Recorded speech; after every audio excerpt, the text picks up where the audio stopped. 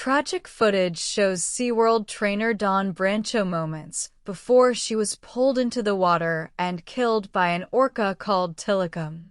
Dawn was thrashed for 45 minutes while the crowd watched helplessly.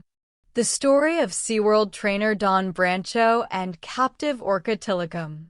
February 24, 2010, started as any other day would at SeaWorld, Orlando. Hundreds of families flocked to the theme park, eager to see the main attraction, impressive 22.5 feet, 12,500-pound orcas putting on a show for them. Dawn Brancheau and Tilikum. While this day started out normally for senior trainer Dawn Brancheau, it would end sadly. Her beloved Tilikum, at that time the largest orca in captivity, turned on her as she lay talking to him. He dragged her by her ponytail into the water, thrashing her around so vigorously that she sustained terrible injuries before drowning. The story is tragic for many reasons. Not only did Dawn adore Tilikum, but it seemed he was immensely fond of her, too. The crowds that gathered to watch the trainer and orca that day were subject to a terrifying sight, the 40-year-old being dragged to her demise. Then, there's the tale of the captive creature who'd been kept isolated for human entertainment for decades. Please subscribe to the channel. This is the story of Dawn Brancheau and how her untimely passing shone a newfound light on the marine park industry. Dawn's love of marine life. Born in April 1969 in Cedar Lake, Indiana, Dawn was the youngest of the 6 Laverty siblings. Her love for sea life was cemented after a family holiday to Orlando, where she saw a show involving Shamu, one of the first-ever captive orcas. After the show, Dawn decided when she grew up, she wanted to be a Shamu trainer at SeaWorld.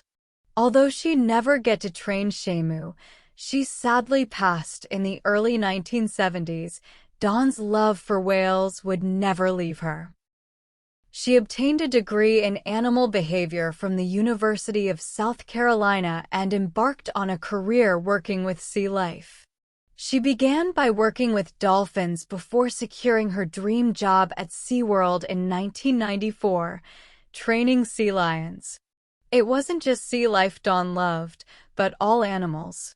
She rescued dogs, rabbits, ducks, and chickens when she wasn't at work. At any given time, her home was often filled with animals she was rehabilitating. While working at SeaWorld Orlando, Dawn was introduced to stunt water skier Scott Brancheau, whom she would date and later marry in 1996. That year would be a big one for Dawn. Not only did she get married, but she also got a promotion at work. She finally got to train orcas, something she'd been dreaming of since she was a little girl. Keeping up with the orcas was no easy feat. In fact, to ensure she was fit enough to give the orcas the intensity required to train them, Dawn kept a rigorous fitness routine. This involved cycling, heavy weights, and running regular marathons. After all, wild orcas swim anywhere between 40 and 150 miles per day. The captive whales had a lot of energy they were unable to expel in captivity, so their trainer had to have superior fitness to at least try and match their stamina. As the years went by, Dawn became something of a celebrity. She was, quite literally, SeaWorld's poster child, with her face adorning many of the theme park posters and banners. She appeared on TV shows, gave interviews, and became part of the attraction itself. Her clear love for the orcas and her ability to interact with the whales was joyous for the public to see, though even Dawn would admit it wasn't without its dangers. Sadly, on February 24, 2010, those dangers became very real. The day of the incident. That fateful day, Dawn had successfully completed her Dine with Shamu show alongside other trainers. The crowd, as they always did, applauded the spectacle. After all, Don had interacted with a 12,000-pound male orca, guiding Tilikum around the pool as they ate their buffet. That was the premise of the show. Guests would eat their meals as they watched the orcas eat their meals and perform tricks. Little did the cheering crowd know that Tilikum had a ruthless past. In fact, he had been responsible for multiple human fatalities over his years in captivity. The first was in 1991 when Kelty Lee Byrne, a 20-year-old Canadian animal trainer, slipped into the whale pool. One of the orcas grabbed her leg and wouldn't let go. The other whales, including Tilikum, prevented anyone from rescuing Kelty. Then, in 1999, 27-year-old Daniel Dukes, an unhoused man from South Carolina, hid in SeaWorld premises until the park closed. He decided to climb into Tilikum's pool. Daniel's body was found the next day, floating in the water. Dawn, of course, was aware of Tilikum's previous aggressive behaviors, though her relationship with him made her feel safe and in control when working with him. It's been said the trainer loved the whale, and in turn, he, too, felt affection for Dawn. As far as many were concerned, it was a heartwarming display of human-animal connection that few others could ever achieve.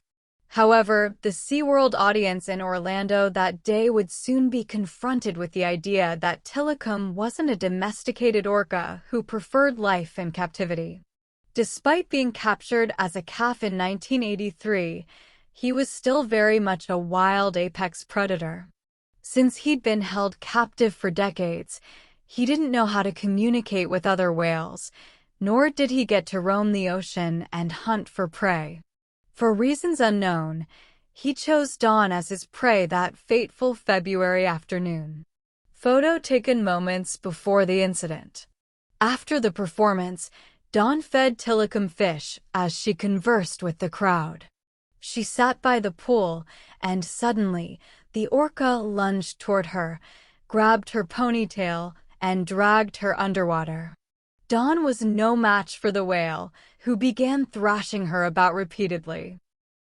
Other trainers tried to stop him, distracting him with food or using nets to put an end to the attack.